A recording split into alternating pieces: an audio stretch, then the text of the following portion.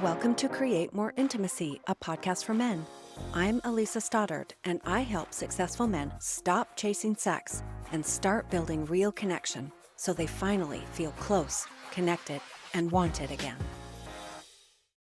There is nothing lonelier than lying next to someone who has slowly checked out.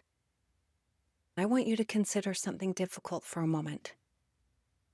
In your marriage, that someone might be you. I know you didn't intend to disconnect. I know you care about your marriage and your wife, but the way you've been showing up has not felt like a partnership to her. Somewhere along the way, you stopped participating in the relationship the way she needed. Maybe you started shutting down when conversations felt tense. Maybe you withdrew because you didn't want things to escalate. Maybe you got so focused on work or routines that you stopped noticing her reaching for you. Maybe every time she tried to open up, to you it felt like criticism, so you pulled back to protect yourself. And while you were doing that, she was still trying. She was asking you to talk. She was asking for you to care. She was asking you to meet her halfway. She was asking you to be her partner, not just someone who shares the house with her. From her perspective, she's been losing you in small moments for years. She felt the distance long before you realized anything was wrong. Welcome to episode 33, From Roommates to Partners, Why Intimacy Fades and How Men Can Reconnect. When men tell me their marriages feel distant, they usually focus on what they see today, which is the lack of sex, or the short conversations and the sleeping in separate rooms, that sense that they're living in a partnership without a partner. But emotional distance rarely begins with one big moment. It usually starts quietly and long before you may recognize anything is wrong. It starts when she brings something up and you get overwhelmed or defensive and you shut down or blow up. It starts when she tries to connect and you pull away because you don't want things to escalate. It starts when a hard conversation shows up and instead of staying with her, you withdraw into silence. And for some men, it's not withdrawal at all. It shows up as irritation and sharpness, a blow that ends the conversation instantly. Different behavior, same result. She feels alone with the problem. You might see these moments as small or justified or even protective. You think that you are preventing conflict or just keeping the peace. What she sees is very different. She sees your withdrawal and feels rejected. She sees your disinterest and feels unchosen. She sees your shutdown or your blow up and feels like her needs are just too much. She sees you turn away again, and it feels to her like she's the only adult trying to hold this relationship together. And eventually, the only time she gets any response from you is when she raises the intensity, when she pushes harder, when she gets louder or more demanding. Now, I promise you, she doesn't want to nag, but it's because this seems to be the only strategy to get your attention. You did not intend to create this dynamic, but your response shaped it. She reaches gently. Nothing happens. She asks again. You shut down or explode. So she escalates because that is the only version of you that engages. This is where distance begins. It is not in the bedroom, and it isn't in the big blow-ups. It is in the everyday moments where she is asking for partnership and you are protecting yourself instead of participating.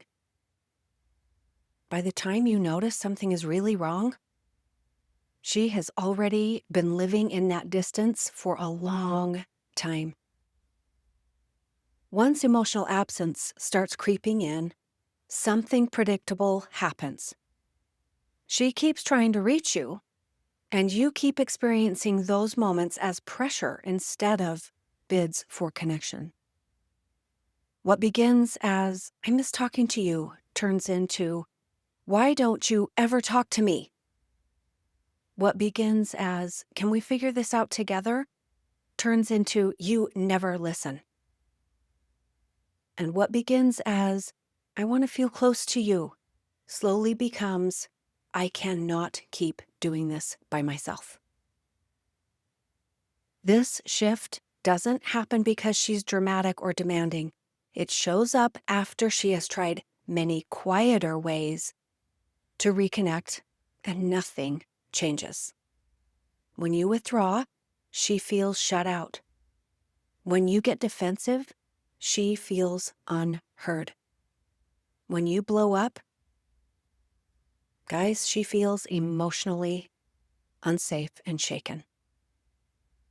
When you avoid conversation, she feels like the entire emotional load of the marriage sits on her shoulders. So what does she do instead? She keeps trying to spell it out for you. She brings things up gently. She tries again with different wording. She circles back because she believes the two of you can still fix this. But you do not hear her intention, you hear her intensity. Men often make a painful mistake here. They focus too much on how she is saying something instead of what she is trying to express. They tighten up and they brace. They pull back even more sometimes. And unfortunately, sometimes they snap. Sometimes they go silent. Sometimes they think, "Man, I can't win, so why even try?" And when that becomes the pattern, the only time she gets any response from you is when she raises the volume. The more she escalates, the more overwhelmed you feel. The more overwhelmed you feel, the more you withdraw. And the more you withdraw, the more convinced she becomes that she is alone in this marriage. This is the perfect storm for couples to slip into that roommate stage. You care about her, yet your reactions close the door when she is trying to open it. She raises concerns to reconnect, and you experience those same efforts as pressure. From her perspective, she has been fighting to keep the two of you together. From your perspective, those moments feel like conflict that you wanted to avoid. Those two experiences collide, and the marriage drifts into distance even though neither of you wanted that outcome. By the time most men come to me, the thing they are most worried about is the lack of sex. They feel rejected. They feel unwanted and unloved. They see the separate rooms and the short goodnights and the polite but distant hugs, and they feel like it's proof that something is deeply wrong. From their point of view, the timeline looks simple. Sex drops off, then the marriage feels distant. From her point of view, this dynamic has been building for years. Everything I mentioned, from the shutdowns and the blow-ups and the pressure and the feeling of carrying the relationship alone, shows up in her body long before it shows up in the bedroom. For most women, desire grows in an atmosphere of emotional connection. She needs to feel like you're in it with her, not bracing against her. She needs to feel like the relationship is a shared effort. She needs to trust that the harder conversations will not end in silence or sharpness. When this has been missing for a while, closeness no longer feels simple. Resentment and exhaustion settle in. Saying yes to sex begins to feel like ignoring her own experience. Eventually, intimacy turns into something that she associates with obligation rather than connection. So when you notice that lack of sex and feel shocked, she is usually not shocked at all. She can trace the story back through countless conversations where she tried to reach you. She remembers evenings that ended in silence. She remembers times she felt more like your parent or your manager than your partner. This does not mean she stopped loving you. It means her heart has been bracing for a long time and her body followed.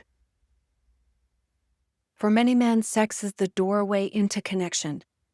For many women, sex comes after connection is already there. When these two realities collide, you end up in a marriage where you are desperate for intimacy and she feels like you have not been emotionally present, sometimes for years. Understanding this difference is the first step toward rebuilding your relationship. There's this moment that often men point to. It's a moment where the marriage finally feels different in a way that they can't ignore anymore. Sometimes it's when she stops initiating affection. Sometimes it's when she continually turns away from him in bed. Sometimes it's when she stops reminding, stops asking, stops trying. Sometimes it's when she moves or asks you to move into the spare bedroom. Sometimes it's when she says, "I'm done talking about this." Whatever the trigger is, it arrives suddenly and feels like a shock. But the moment you notice the shift is nowhere near the moment it began. Your realization is late because she was the one tracking the missed connections.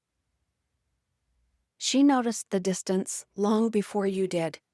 She saw the shutdowns. She felt the silence. She registered that irritation in your voice and that vibe that you carried when you came in the door. She carried the emotional labor you did not realize existed. She watched every small moment stack up until something inside of her broke. By the time you feel panicked, she's often discouraged and emotionally spent. She has been grieving your marriage for months or years already. This is why her withdrawal feels so sharp. She crossed an internal line long before you even knew there was a line. This is the point where many men finally understand what has been happening. Her pulling back is not sudden, as it turns out. It's the result of years of trying to reach you in ways you did not see. This moment can be a turning point, not because she's threatening to leave, but because you are finally awake to what your marriage has been needing from you. You can keep responding the way you always have, or you can step into the role of an engaged partner. That choice is the beginning of real change. I have a client who reached out because his marriage felt flat. He complained that the intimacy was gone and they barely talked. He felt like a stranger sleeping next to his own wife. In our early sessions, he focused on what was missing, but as we worked together, he began to understand the emotional landscape of his marriage in a way that he had never considered before. Not through criticism, but through clarity. This isn't about blame. Through the lens of what his wife had been trying to communicate for years. He began remembering the moments where she reached for him and the times he shut down because he felt overwhelmed. The blow-ups that left both of them emotionally shaken. The concerns he heard as criticism instead of connection. And for the first time, he stayed open while looking at all of it. He did not collapse into shame. He didn't argue with the truth. He let himself see his role with honesty instead of defensiveness. Now, there was a moment when everything clicked, and he said, I thought she'd stop trying, but actually she stopped begging. Ouch. That realization mattered a lot. It came from the work he was doing, the conversations we had, and the space where he could finally understand her experience. When he understood his behavior shift, he started listening in a way that helped her feel understood, and he stayed in conversations he once escaped. He practiced regulating himself. He learned how to respond instead of react. These were steady shifts, not dramatic gestures. They were the kind of changes that helped her feel him as a partner again. Insight alone will not rebuild a marriage. Reconnection comes from consistent, grounded actions. The first shift men learn is to stay present instead of reacting to the discomfort. That presence helps her feel like she's no longer carrying the relationship alone. It gives her something that she has not felt in a long time. Someone who does not disappear in the hard moments. From there, the work deepens. Men learn the difference between being in the marriage and truly participating in it. They learn to listen without preparing a defense or fixing.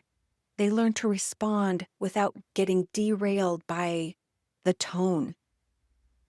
They learn to express themselves instead of withdrawing. They learn to repair small moments before they turn into destructive patterns.